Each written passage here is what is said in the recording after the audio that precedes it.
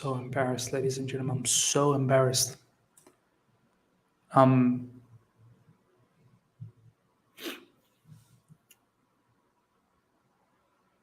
We got humiliated.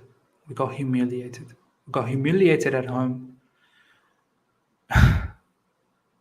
to a team that has lost 3 in a row, to a team that has lost 4 out of the last 5, to a team that has scored 2 in their last 5, come to Stamford Bridge and score 4 against us. We've lost against a team that played with a striker that has not scored a single Premier League goal until now and was on the verge of scoring a hat-trick.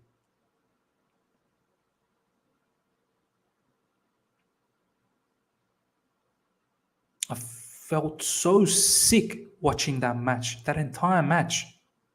Do you know what?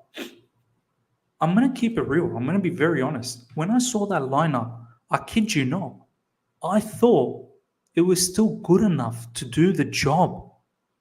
I had no idea that lot will bend over and literally ask Arsenal to ram it up as hard as they can and have their way with us.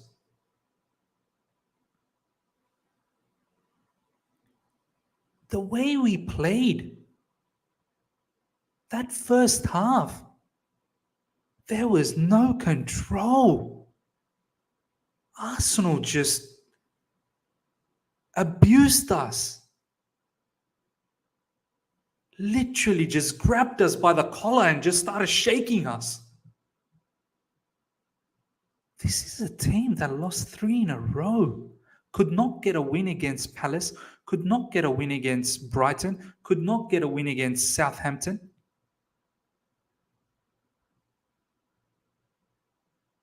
Christensen.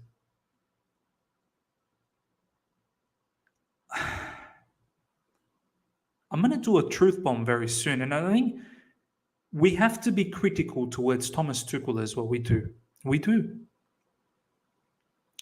Once again, I repeat in bold letters to all the brothers that are watching this right now who don't have a brain or don't understand English or don't understand context. I am not Thomas Tuchel out. I love this manager. He's one of the best. After Pep and Jurgen Klopp, he's probably the number 3. But we need to be critical with him as well.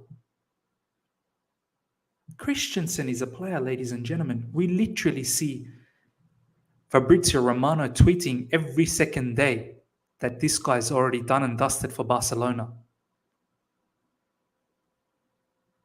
I don't even think he's mentally here with Chelsea Football Club anymore. On top of that, he's apparently injured again. This is his 5 millionth time getting injured in the last 3 months.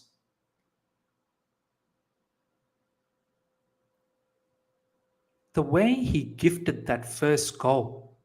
And it's so typical, isn't it? It's so typical of us playing against this Arsenal Football Club who can't buy a win, who can't buy a goal to gift them a goal. We must have some sort of blood relationship with Arsenal. We must. They must be like our younger brother or something. That we feel sorry, feel sad. We just want to look after them. Do you know what I mean? They're going through a lot of bad time. We just want to look after them. I kid you not, that entire game, I didn't see... What did N'Golo Kante do? What was his role? What was his aim, ladies and gentlemen? What do we want from N'Golo Kante? It's a serious question. How do we picture him playing for us? How does Thomas Tuchel picture N'Golo Kante play for us? What was Thomas Tuchel planning to do with Kante being the deepest midfielder? I said in my preview, play Jorginho as the deepest midfielder and play Ruben Loftus-Cheek and Mason Mount, much like that Palace second half where we control the game. If you don't remember, Patrick Vieira in his post-match interview when we beat them in the FA Cup semi-final, he said, One of the biggest reasons why Chelsea won that game, especially in that second half, is because Jorginho saw more of the ball. Jorginho started taking control of it. Because Jorginho can control the game. And I'm not saying Jorginho doesn't have flaws, but it's using horses for courses. If you want to use N'Golo Kante, you use it against the team that is low block and you want to sit deep, much like that Real Madrid second leg. Real Madrid with a mid to low block, and you want to use Kante as someone who just sits deep and just looks out for counters, fine. But when you got an opposition that is coming at you, like Arsenal was, you need to be able to stop them from coming at you. You already don't have a Kovacic. You need someone who can control the game somewhat. And you have Jorginho alongside Ruben Loftus-Cheek and Mason Mount so that he can pass things around and beat their press. Malang Sarr, ladies and gentlemen. You lot told me that he's Chelsea level. I said it from way back. This guy is not Chelsea level. Yeah, he's done some decent performances here and there. If Rudiger was injured, minor injury, apparently fine, he's rested. But Thomas Tuchel, you cannot also then rest Thiago Silva. To have two of your generals having a holiday, having a picnic, no. One can do that, the other one has to play, and then next game, alternate. Malang Sarr, Christensen, and Reece James. Reece James, fine, but even in this game, everyone looked bad. Malang Sarr, he didn't know what was going on. He didn't even know what day it was.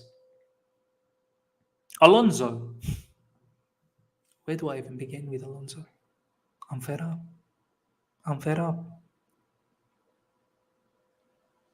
I don't understand this brother. I really don't understand this brother's personality.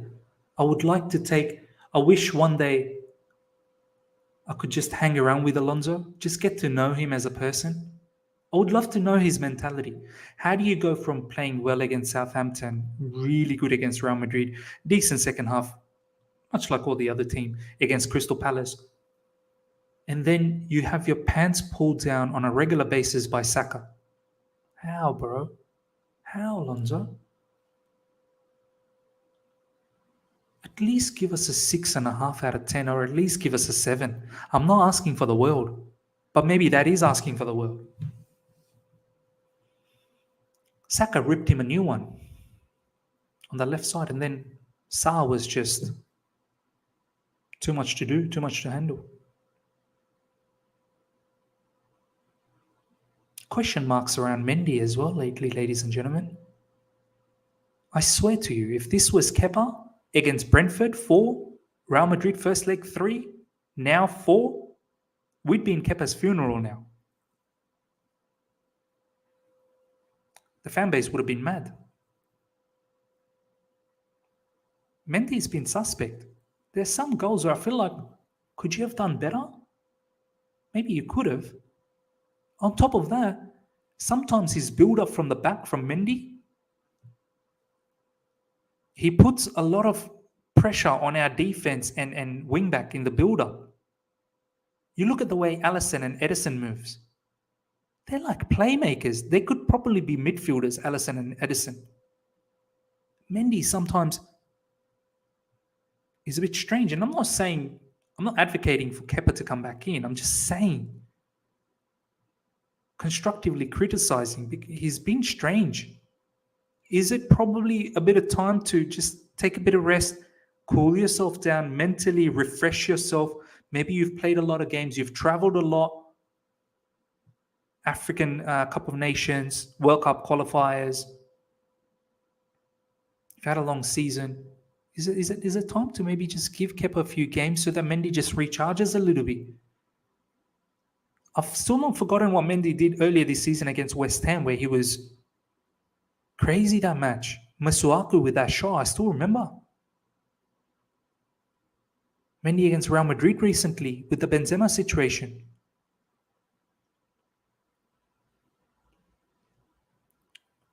When you want to play Ruben Loftus-Cheek and Mason Mount in midfield along with Kante, that's a recipe for disaster because none of those three can control the match. Ruben and Mason needs a controller, someone who they can link up, pass, recycle possession. Kante is not that player. Since Kovacic was injured, Jorginho just made sense.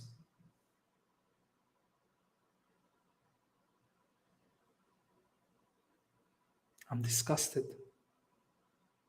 That's apparently our third straight defeat at Stamford Bridge since the 1980s or something. Might as well just start playing all games away from home.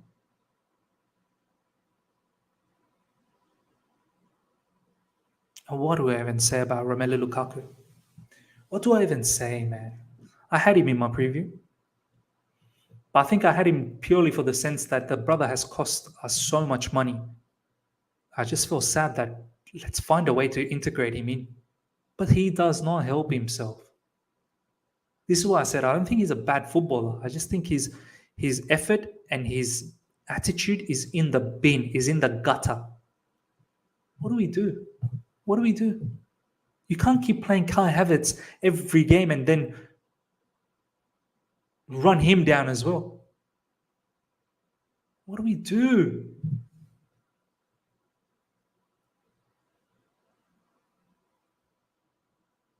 I said it, ladies and gentlemen. I said, have a look at the way we've been playing Southampton. A lot of you guys might think Ruben Loftus-Cheek played as a wing-back. No. Reece James was still as a right-back. We had Silva, Rudiger, and Alonso as a left-back. Ruben Loftus-Cheek was playing more as a midfield, similarly against Real Madrid as well. Have a look at what we did in the second half against Palace as well. We did the same thing. I want us to incorporate attacking players more. I want us to find a way to defend in a 4. God damn it, don't tell me we can't defend in a 4 because other teams can. Find a way, Thomas Tuchel, to put more attacking players. Please do not keep starting Aspie. We have to talk about Aspie as well. Ladies and gentlemen, as I said, I'm going to do a truth bomb very soon, tomorrow probably. Aspie cannot be a starter for us in 2022-23 season. He cannot.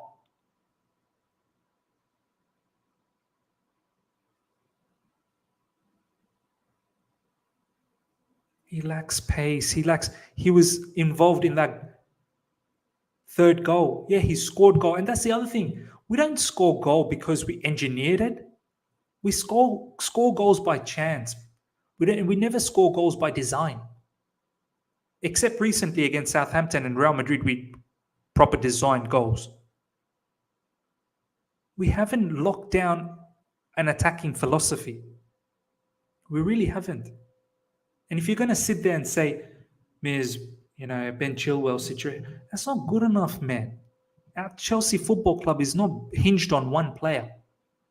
Thomas Tuchel is an elite manager that should know how to adapt when a key player is gone for a long time. I get it, he's a key player, but we need to find another way of playing football to win games. What is our attacking philosophy? Everything looks like by chance. Look at that shot from Timo Werner. Timo Werner had like 3 players in front of him. He just closed his eyes and he just prayed to God that, please, God, somehow find a way to put this ball in the back of the net. Luckily enough for Timo Werner, God said, no problem, son. I will find a way to put this ball in the back of the net. It ricocheted 50 players before it went in.